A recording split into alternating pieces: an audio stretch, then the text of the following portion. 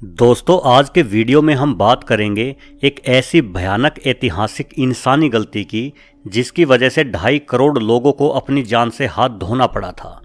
मनुष्य के द्वारा अनजाने में प्रकृति चक्र से छेड़छाड़ कितनी हानिकारक हो सकती है, इसका नतीजा हमें 1958 में चीन में देखने को मिला था। दोस्तों, मैं बात कर रहा हूँ एक ऐसे अभियान की जिसका निर्णय बेहद गया। चीनी लोग खुशी में मरी हुई गोरैयाओं की माला बनाते थे। चीनी जनता में इस मासूम चिड़िया को जड़ से खत्म कर देने का एक पागलपन की हद तक जुनून सवार था और इसके पीछे का कारण था कि चीन की अर्थव्यवस्था को अमेरिका से भी आगे लेकर जाना है। लगातार इस तरह के प्रयासों के परिणाम स्वरूप 2 साल के अंदर ही चीन में गोरैया की प्रजाति लगभग विलुप्त हो गई। लेकिन चीन के लोग सिर्फ यही नहीं रुके। अभियान के इस पागलपन में लोगों ने गोरैया के अलावा अन्य पक्षियों को भी निशाना बनाना शुरू कर दिया, जिससे पूरे चीन में लगभग सभी पक्षियों की प्रजाति ही लुप्त होने के कगार पर आ खड़ी हुई। भीषण अकाल का पड़ना।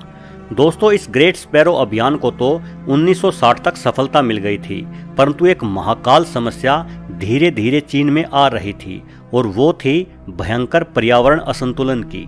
दोस्तों, गोरैया जैसी कोई भी चिड़िया केवल अनाज या बीज ही नहीं खाती, गोरैया कीड़े मकोड़े भी खाती है, जिससे कीड़े मकोड़ों की संख्या नियंत्रण में रहती है। और चूंकि अब उन कीड़े मकोड़ों को खाने वाली चिड़ियाओं को चीनी लोगों ने मार डाला था, तो अब ऐसे में सभी कीड़े मकोड़ों और छोटे कीटों की आबादी में एक ऐसा उफान सा आया जो थमने का नाम ही नहीं ले रहा था।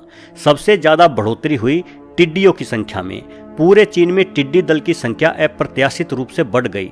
टिड्डी दल झुंड के झुंड में आते और चंद ही घंटों में हजारों हेक्टेयर में फैली फसलों को चट कर जाते।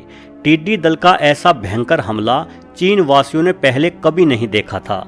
टिड्डी दल रातों रात किसी गांव पर हमला करते और पूरे गांव की फसल को एक ही रात में तबाह करके अगले गांव की ओर प्रस्थान कर देते।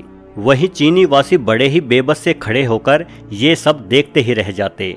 करोड़ों की संख्या में एक साथ हमला करते इन टिड्डी दलों को काबू करने में कोई भी तरीका कारगर साबित नहीं हो रहा था। टिड्डी दलों के आक्रमण और फसलों को खाने वाले अन्य कीट पतंगों के हमले के कारण चीन में पैदावार बुरी तरह से प्रभावित हुई। लगातार कीटनाशक के छिड़काव भी और चीनी सरकार के द्वारा अपनाए गए अन्य उपाय भी इन कीटों की बढ़ती संख्या के आगे बेअसर साबित हुए। उल्टा नए नए कीटनाशकों के प्रयोग ने फसलों को और भी ज्यादा सड़ा दिया था। देखते ही देखते चाइना में अकाल की स्थिति आ गई। जनता अन्न को तरसने लगी और पूरे चीन में भूखमरी के हालात हो गए। यह पता लगने पर कि गोरैया और अन्य पक्षी कीड़े मकोड़ों को खाकर पर्यावरण संतुलित रखने में अपना योगदान देते हैं, माओ ने 1960 में गोरैया मारने का अभियान स्थगित कर दिया। लेकिन तब तक बहुत देर हो चुकी थी। पर्यावरण असंतुलन अपना काम कर चुका था। अकाल के कारण करोड़ों लोग खाने को तरस तरस कर मर गए। 1958 से 1961 के 3 सालों में चीन में 30 मिलियन यानी 3 करोड़ लोग मारे गए थे। बेशक चीनी सरकार ने मरने वालों की आधिकारिक संख्या 15 मिलियन ही बताई थी, लेकिन कुछ विद्वानों का अनुमान था कि भूख से मरने वालों की संख्या 45 मिलियन यानी 4.5 करोड़ तक थी। इस घटना को चाइना के इतिहास में महान अकाल के नाम से जाना जाता है। चीनी पत्रकार योंग जिशेंग, जो 1940 में पैदा हुए थे, उन्होंने चाइना के इस अकाल को अपनी पुस्तक टूम्बस्टोन में विस्तृत तरीके से कवर किया है और उनके मुताबिक 36 मिलियन यानी 3.6 करोड़ लोग मारे गए थे। यह पुस्तक आज चाइना में प्रतिबंधित है। महान अकाल के रूप में याद रखे जाने वाला यह विषय चीन में अब 60 वर्षों के बाद भी वर्जित बना हुआ है।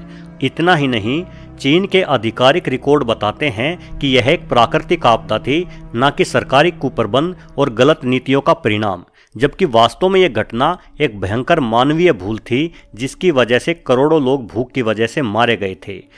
तो दोस्तों, वीडियो के अंत में मैं यही कहूँगा कि यह एक पर्यावरण के प्रति ऐसी मानवीय भूल थी और एक ऐसी राजनीतिक कुप्रबंध की अनोखी दास्तान थी जो एक ऐसी ऐतिहासिक गलती बनी जिसकी कीमत आम जनता के करोड़ों लोगों को अपनी जान देकर चुकानी पड़ी। हमें इस ऐतिहासिक घटना से सबक लेना चाहिए, क्योंकि इतिहास के बारे में कहा जाता है कि अगर इतिहास से सबक नहीं लिया जाता तो इतिहास खुद को दोहराता है। आपने अपना कीमती समय निकालकर आखिरी तक ये वीडियो पूरा देखा, इसके लिए आपका बहुत बहुत धन्यवाद।